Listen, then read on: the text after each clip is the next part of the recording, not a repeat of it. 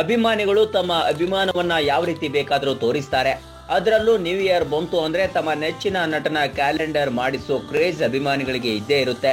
ಹೀಗೆ ಶಿವರಾಜ್ ಕುಮಾರ್ ಅಭಿಮಾನಿ ಸಂಘದವರು ಪ್ರತಿ ವರ್ಷವೂ ತಮ್ಮ ಸಂಘದಿಂದ ಕ್ಯಾಲೆಂಡರ್ನ ಮಾಡಿಸಿ ಬಿಡುಗಡೆ ಮಾಡ್ತಾರೆ.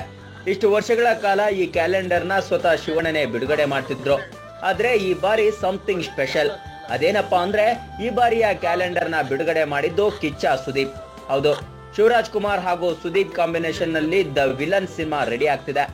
ಈಗಾಗಲೇ ಪ್ರೋಮೋ ಶೂಟ್ ಕೂಡ ಆಗಿದ್ದು ಚಿತ್ರೀಕರಣಕ್ಕೆ ಸಿದ್ಧತೆಗಳು ನಡೀತಿದೆ. ಹೀಗಿರುವಾಗ ಸುದೀಪ್ ಶಿವಣ್ಣನ ಕ್ಯಾಲೆಂಡರ್ ಲಾಂಚ್ ಮಾಡಿ ಇಬ್ಬರ ಅಭಿಮಾನಿಗಳು ಸಂಭ್ರಮ ಪಡುವಂತೆ ಮಾಡಿದ್ದಾರೆ.